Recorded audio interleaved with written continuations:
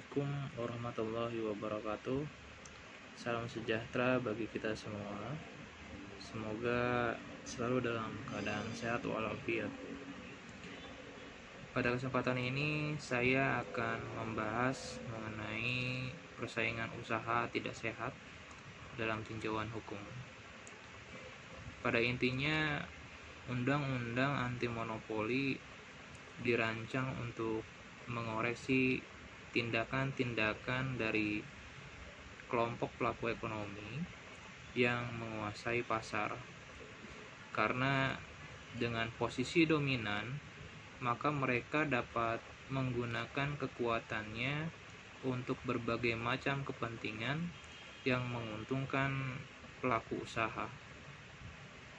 Sehingga dengan lahirnya undang-undang anti monopoli, maka ada koridor-koridor hukum yang mengatur ketika terjadi persaingan usaha tidak sehat antara pelaku-pelaku usaha.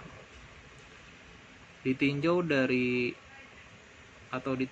lanjut, sebenarnya terjadinya suatu peningkatan konsentrasi dalam suatu struktur pasar dapat disebabkan oleh beberapa hal yang dapat menimbulkan terjadinya monopolistik.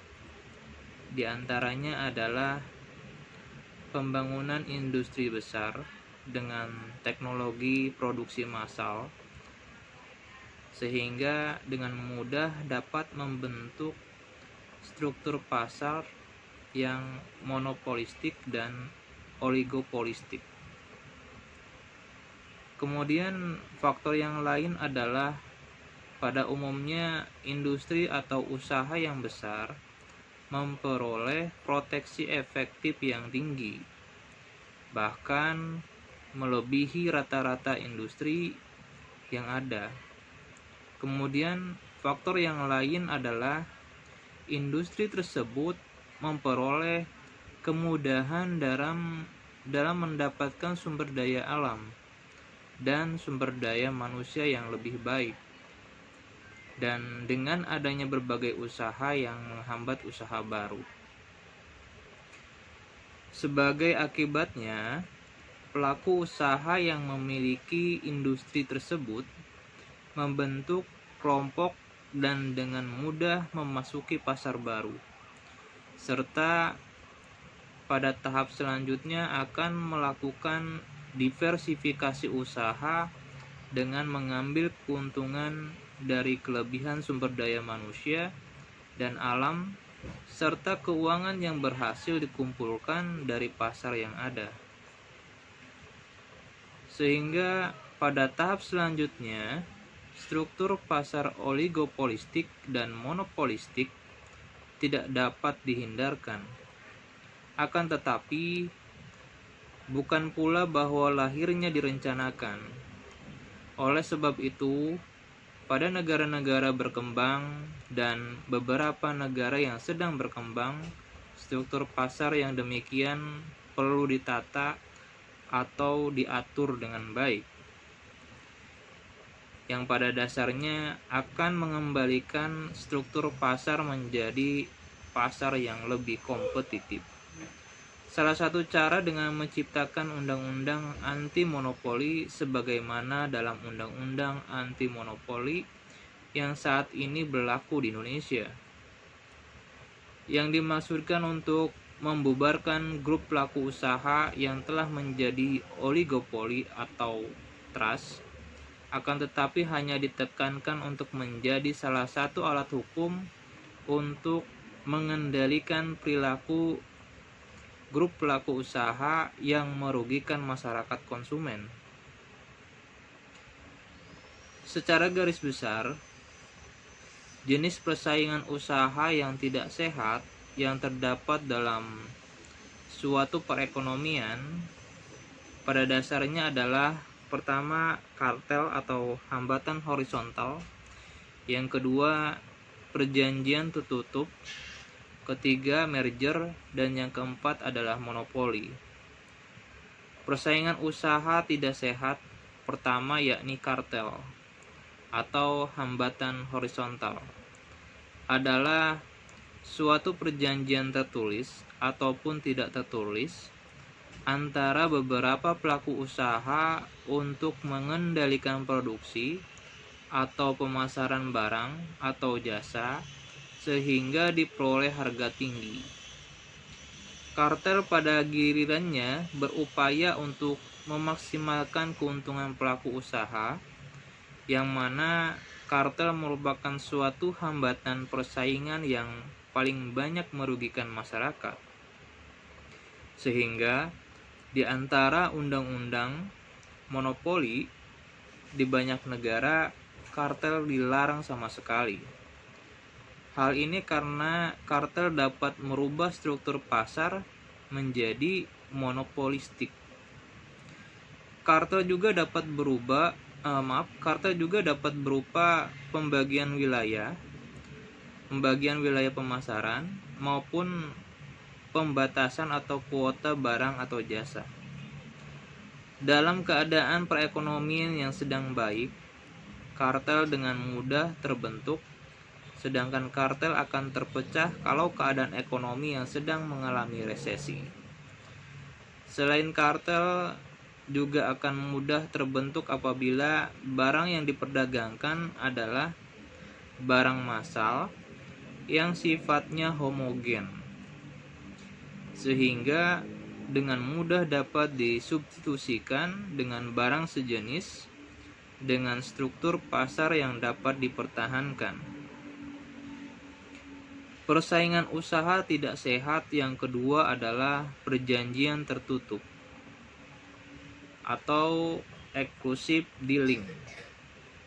Adalah suatu hambatan vertikal berupa suatu perjanjian antara produsen atau importir dengan pedagang pengecer yang menyatakan bahwa pedagang pengecer hanya diperkenankan untuk menjual merek barang tertentu. Sebagai contoh, sering kita temui bahwa khusus untuk merek minyak wangi tertentu hanya boleh dijual di tempat yang eksklusif. Dalam kasus ini, pedagang pengecer dilarang menjual merek barang lain kecuali yang telah ditetapkan oleh produsen atau importir tertentu dalam pasar yang bersangkutan. Suatu perjanjian tertutup dapat merugikan masyarakat dan akan mengarah ke struktur pasar monopoli. Jenis persaingan usaha yang ketiga adalah merger. Secara umum, merger dapat didefinisikan sebagai penggabungan dua atau lebih pelaku usaha menjadi satu pelaku usaha. Suatu kegiatan merger dapat menjadi suatu pengambil alihan atau akuisisi apabila penggabungan tersebut tidak diinginkan oleh pelaku usaha yang digabung.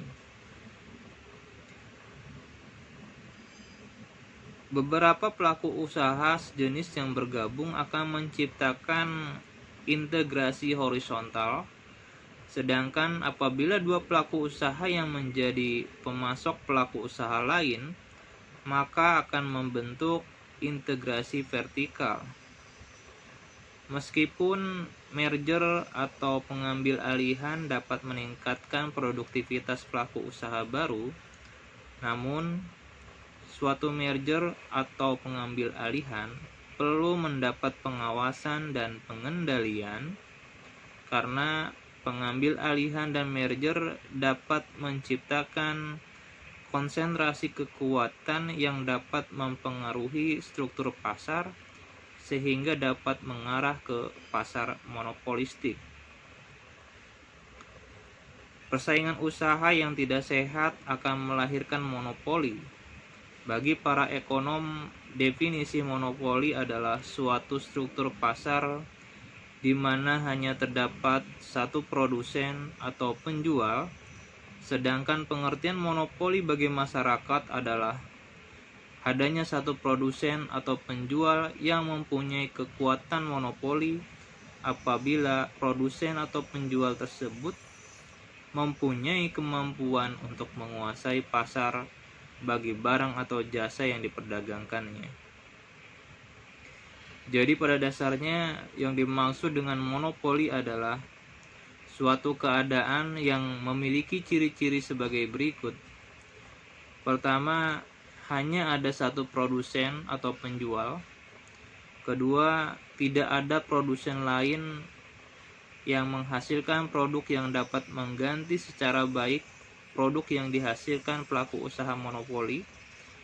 Ketiga, adanya suatu hambatan baik secara alamiah, teknis, atau hukum.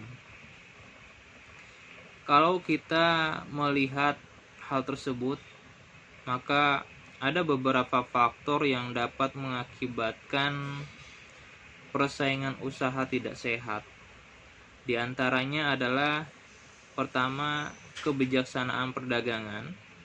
Kedua, pemberian hak monopoli oleh pemerintah. Ketiga, kebijaksanaan investasi. Keempat, kebijaksanaan pajak. Kelima, pengaturan harga oleh pemerintah. Dalam Undang-Undang Nomor 5 Tahun 1999 tentang pengaturan monopoli, terdapat dua kelompok karakteristik, yaitu yang pertama, kelompok pasal yang memiliki karakteristik rule operation, dan yang kedua yaitu kelompok pasal yang memiliki karakteristik per se ilegal.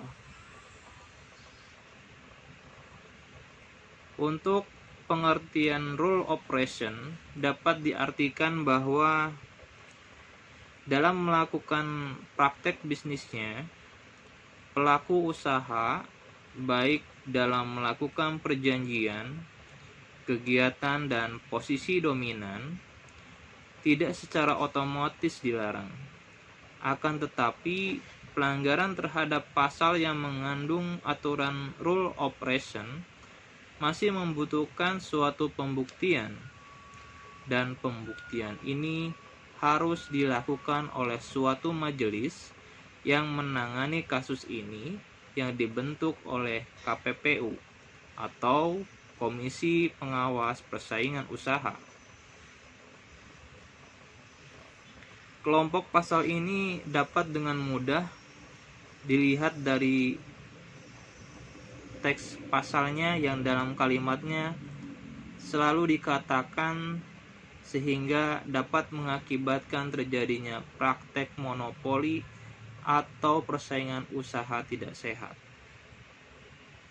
Sedangkan yang dimaksud dengan per se ilegal adalah suatu praktek bisnis pelaku usaha yang secara tegas dan mutlak dilarang sehingga tidak tersedia ruang untuk melakukan pembenaran atau praktek bisnis tersebut.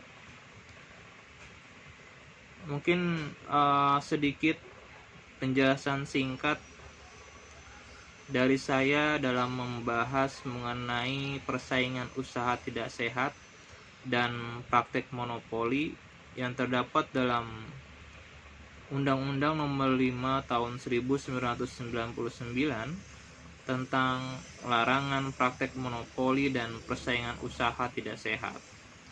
Semoga menjadi pencerahan bagi kita dalam menjalankan usaha dan dalam rangka menyambut dan menghadapi era pasar bebas kawasan Asia. Terima kasih.